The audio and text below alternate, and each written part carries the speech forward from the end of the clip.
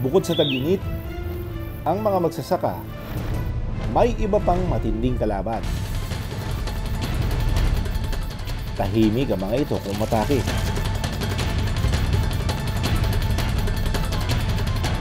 Pero magugulat ka na lang sa pinsalang kaya nitong iwan sa mga taniman.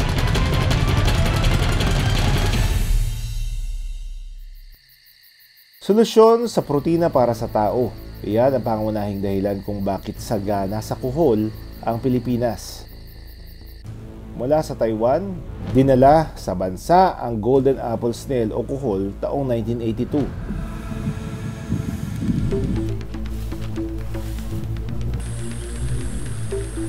May kuhol pa dito. So ganyan ang gagawin nila. Kapit sila sa dahon and then sinisira nila yung pinakaubod nung palay hanggang sa tumumba ito. Hanggang sa dumami ang bilang ng mga ito na madalas makikita sa bukid. Sa halip na makatulong, nauwi ito sa malawakang pinsala sa mga palayan. Ayon sa pag-aaral ng Rice Knowledge Bank, aabot ng halos 50% ng ani ang posibleng perwisyong dulot ng mga kuhol sa pag-atake nito sa mga palayan. Sa isang lugar pa lang, makakita na tayo ng 1, 2, 3, 4, 5. 5. Kakainin nila isang tanim na ito ng palay. Kita mo, yung nangyayari. Sira-sira na yung kanyang dahon. Kitang-kita kung paano palibutan ng mga kuhol ang tanim ng palay. Ang kanilang puwersa sa palayan. Mahirap mapuksa.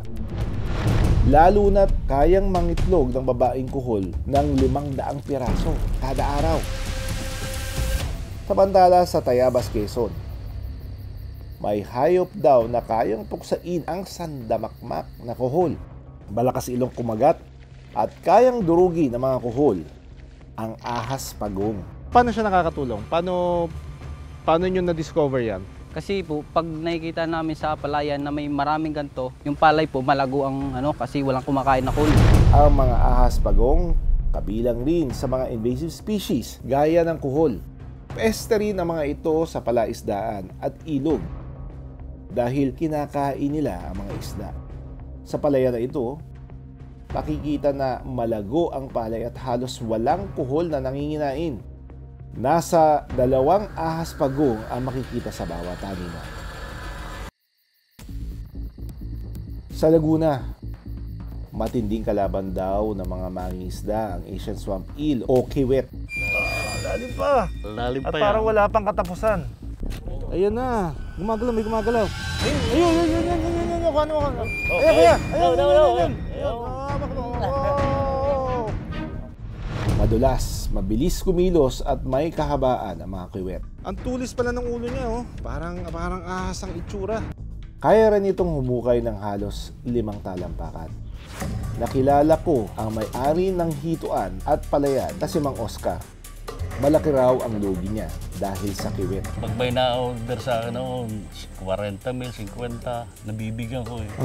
Ngayon, nung lumabas ang kiwet, maghulog ako yung isang box ng aking fry ng hito. Pag hinulog ko, 5 days, wala na akong makita miskiso.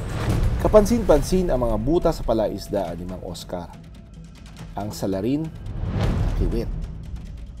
Kaya nilagay niya ito ng plastic at fishnet para hindi tuloy ang makapasok sa palaisdaan ng mga kiwet. Nakikita mo, ito yung daanan, pilapil. Nasa ilalim siya. Magmisa, lampasan na. Kasi nagagawa na sila ng mga tunnel. Lalim pa. Lalim pa at parang yan. wala pang katapusan. Ipinakilala sa Pilipinas ang kiwet bilang isang aquaculture species upang makatulong sa agrikultura taong 1905.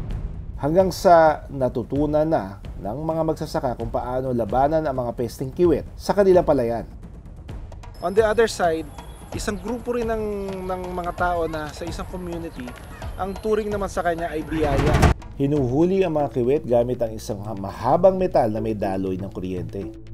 Itinatapat ito sa butas ng kiwet para lumabas at madaling mahuli. Aabot ng 10 kilo ng kiwet ang nakukuha rito kada araw. So dito sa styrofoam na to, dito nilalagay ng mga taga dito yung nahuli nila sa nakaraang 2 araw. Mas malalaki rin ito kumpara sa nasa palaisdaan ni Mang Oscar. Bukod sa laki, iba-iba rin ang kulay nito. Kapag hinahawakan, paatras ito kung pumiglas. Maatras eh, oh. Pag hinahawakan mo, maatras siya. I'm not even moving anything. Sila lang, yung katawan lang niya, yung muscles lang ng kanyang katawan, yung gumagalaw. 2 beses kada taon kumangitlog ang mga babaeng kiwit. So, yung isang gravid na female can lay up to 1,000 eggs at one time. And they lay all year round, kaya ang bilis na magpadami. Si Arnaldo, isa sa mga bumibili ng kiwit sa Laguna. Umaabot daw ng 1,000 kilo ng kiwit ang kanyang nabibili kada buwan. Ibinebenta raw niya ito sa ibang bansa gaya ng China. Yung rice eel naman ay hindi naman talaga included dun sa invasive alien species natin ng mga isda. Nagkataon lang na considered siya ng mga farmers na peste kasi binubutas niyan yung mga rice paddies or dike pag lalong-lalo na pag mag-spawn sila or magtatago. Sa ngayon, isang malaking industry yung eel industry sa buong Pilipinas. Isa yung Pilipinas sa main exporters nitong eel. Bukod sa peste sa palayan at palaisdaan, ang mga maisan at manggahan may problema rin sa mga peste. Sa Concepcion, Tarlac, may mga nilalang raw na notorious sa maisan. Paborito nitong kainin ang dahon at bunga ng mais. Ito ang fall armyworm o mas kilala ng mga magsasaka na harabas. 2019 na itala sa Piat, Cagayan ang unang kaso sa Pilipinas ng pamemeste ng mga harabas. Hindi matukoy kung paano ito nakarating sa bansa. Kaya raw nitong sumiksik sa kasulok-sulukan ng bunga ng mais at kainin ang kapwa nito harabas. Sa tala ng Kagawaran ng Agrikultura noong nakaraang taon, aabot sa 700 metriko toneladang ani ang pinsalang dulot ng harabas sa industriya ng mais.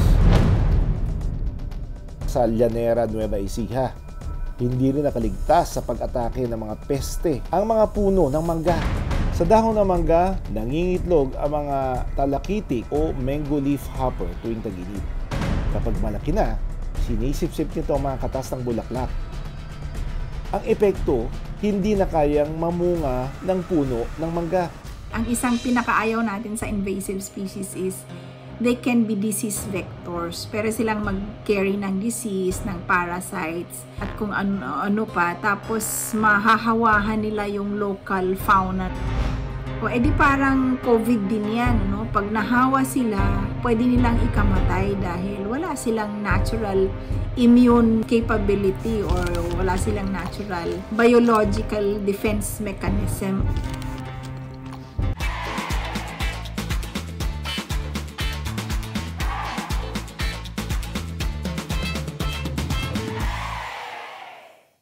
Maraming salamat sa panonood ng Born to be Wild. Para sa iba pang kwento tungkol sa ating kalikasan, mag-subscribe na sa GMA Public Affairs YouTube channel.